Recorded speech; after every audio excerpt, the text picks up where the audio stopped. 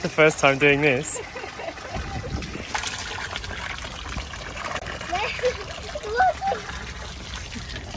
Are you enjoying? Yeah. Oh. That's it. Soon you will have a good muscle.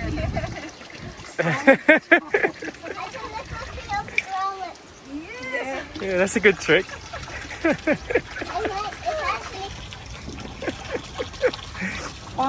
Good morning, world.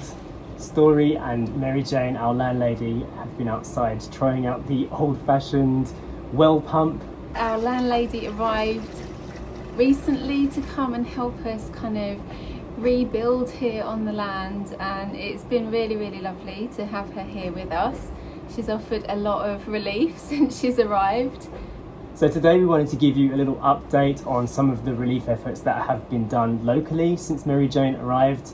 A lot of you guys have actually banded together on social media and sent much needed relief to the people of this local area, and Mary Jane has been out in the town of Caridad distributing that in the safest way possible. So about a week ago, when the winds were still very strong and there was lots of rain coming down, the town of Caridad, which is the town closest to our house right now, they have very little means to protect themselves from the stormy weather, from the rains, and from just having any shelter above their heads. Also, there are a lot of elderly citizens in Caridad who aren't getting any relief aid as of yet. Some of the donations that came through on the 8 Mile supporters page actually was distributed directly to the elderly to give them some kind of cash relief for now. Mary Jane banded up with the local police force, because she is actually a sergeant major in the police force herself, and went down to Caridad with 4 officers and distributed the money to the elderly citizens, took notes of everything and made a transparent list of everybody who was getting the help that they need right now. It was really nice to see. Now that we are almost 1 month into the post-storm relief efforts, there are actually quite a lot of charities and aid and food distribution happening to local areas and to villages. So it was decided that giving cash directly to the people that actually needed it was the best way forward, because they are getting food and things like that given to them as well. As I mentioned before, it was focusing directly on the elderly who can't work, and also the people who have certain disabilities, because the younger people have managed to take up work with the rebuilding efforts, and the kids are being looked after by other charities, but the elderly aren't getting as much support. So that's where the first efforts went to with Mary Jane. It was pretty heartbreaking to see the footage of Caridad. They were very badly affected there because the town is very low down, and the tidal surge wiped out a lot of the village, especially by the beachfront, which was where a lot of the elderly people were living and now have nowhere to sleep. They quickly, after the storm, put up some kind of tin houses, but they're not ideal because obviously they're baking hot in the sunshine, they're cold at night, they leak, they're not, you know, it was a very kind of rush job in a way, just to kind of put roof over people in the initial aftermath of the storm. So Mary Jane actually did an interview with the barangay captain of Caridad and asked him what is needed next, what can we do with the rest of the donations that came through the 8 Mile supporters page.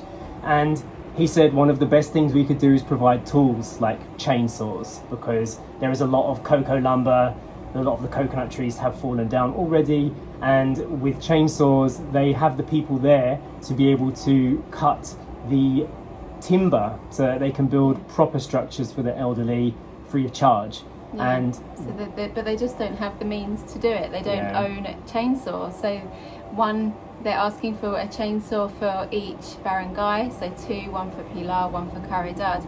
And yeah, all the trees have obviously fallen down, so there is the material there to rebuild houses, but they just don't have the tools to actually cut it up. yeah. And as well as rebuilding the houses, you're obviously able to clear the land as well. One problem we're having right now is there's no chainsaws on the island. So Sacha and I are actually going to go off the island in a week or so and pick up 2 chainsaws for the local community and give it to the people in charge here so that they can use them effectively and make sure that they are providing the support and the relief that's needed for the people that need it most. During the interview with the captain on the beach, there was actually quite a lot of wind, so you couldn't hear everything that he was saying, but you can just make out that he is directly thanking the supporters for this aid, because a lot of the relief has gone to some of the bigger areas and it's harder to get it to filter down to small towns like Caridad. Jmayel support, salamat po sa tulong nyo para sa mga senior citizen. Natanggap po nila.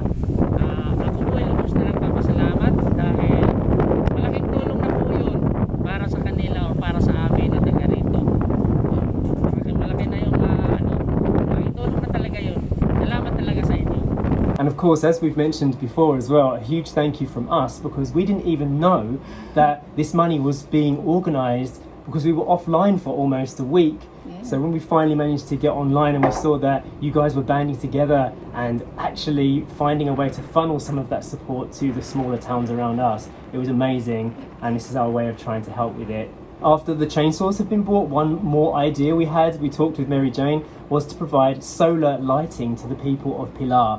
This is something that we haven't quite worked out how to do logistically yet, because there's no solar lights left in Mindanao. You have to get them from Manila. Yeah. But we will find a way to bring light to the people at night, because Pilar is in complete darkness right now, as soon as it hits about 7 o'clock, and we think that would be fantastic to do. So as soon as we can find a way to do that, we will also be using some of the funds to get solar lighting for the people that need it. So once again, huge thank you from us. You guys have been so kind. And a massive thank you to Mary Jane as well, who has given us psychological peace of mind being here and helping us to organise all of this together. Yeah, it's been really, really nice having her here, like I said at the beginning. And yeah, we are just very, very appreciative of everybody that kind of helped out in this calamity that happened. Even though you're not here, you felt the pain and you've provided relief, and that is really fantastic. To give you some more updates, the roof is being fitted to the house next door today. I filmed a few shots of what the house looked like without a roof a couple of days ago, and it's quite shocking to see the place completely cut in half like that. It actually looked a lot worse during the repair, but you know what they say, you have to make things sometimes worse to make them better again. It's just part of the process.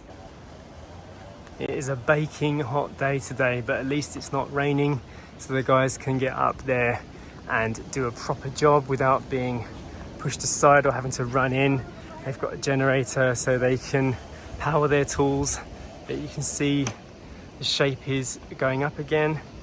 After the frame is done, they're gonna put like a kind of metal tiling over the top of everything, and they're gonna have like a kind of plastic inner sheeting to replace the wood that was there before, which went all rotten. You can see all the remnants of the old roof up here, all the dead Nipa, all the termite infested, rotted timber from before, and now the new one going up on top. Mary Jane stayed a bit longer. She extended her trip so that she could make sure this was all done properly, which is a relief for us. A lot of hand tools being used at the moment, I guess to save on power. But yeah, I'm excited to see things getting back together. Look at this, the chickens are finding shade behind our old roof here. You can see like how much damage rainwater does to these little thin pieces of clay. Oh, sorry, did I disturb you? Is this your first time up here since it's all come down? Yeah. A lot of work, isn't it? Be careful, nails. I stood right on one the other day, went right through my shoe. Kind of makes the house look bigger when you see it without a roof. Yeah, you could add a second floor while you were here, couldn't you? This is how things are looking from the inside of a house with no roof. Can you imagine for the people that were inside their properties and the roofs just blew off during the storm? That's what they would have been faced with. Pretty scary, isn't it? The bed is sitting in a couple of inches of water now because it rained the other day. It's not great. From this angle here, you can really see how much cleaner everything looks. There's still no garage here, but the windows went in here and here on this house, which is good, so Papung's got a bit more protection. There is a plan to extend this parking area so that they can put Papang's car here, and then that can be used as a different type of storage over there. I've been working my way around the car with a brush. Look at this, you can see how strong the wind was. It even blew grass and parts of coconut trees into the door gaps of the cars, you know, right jammed in there. Inside the mirrors, it cracked off the inside edge of a mirror. It's just like been pushing into every single open gap. You obviously saw that the spoiler had been blown off. I've just cleaned it, but there was all gunk and dirt underneath the number plates. I think we all really did underestimate how strong it was going to be.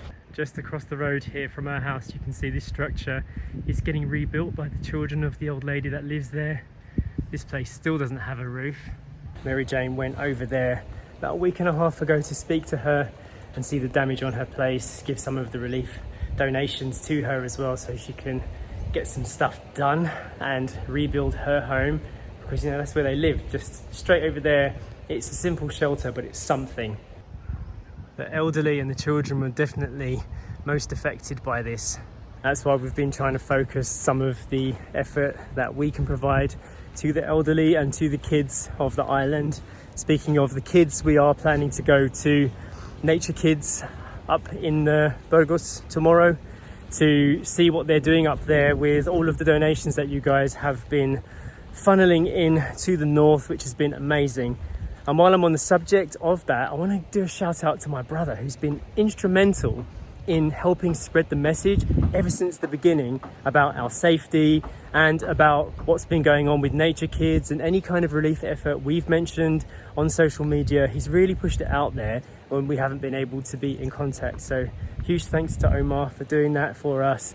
And also for, like, when we weren't in contact, he was like in contact with the embassy, sending people to come and check on us, and it just makes you feel cared for. And even though we're thousands of miles away, we're not forgotten, you know. I'm going to finish doing a little bit more cleanup, and then we're going to head to General Luna to see if we can get some cash, because cash is running low. So once again, a huge thank you to the 8 Miles From Home supporters Facebook page for organising all of the donations that have been given to the local people here around us. I mentioned that we will be going to Butuan in a few days. We're going to go over there with our friend June to see if we can bring back the chainsaws and other tools that you can't get on the island. So we'll be updating you with that, and the solar lighting project as well. So keep an eye out for that in the future vlogs. We haven't given up on Siargao. We still want the magic to come back to this island, and we know that with the help of the people here and you guys out there, it will definitely be that way. So we'll see you in the next vlog. Bye.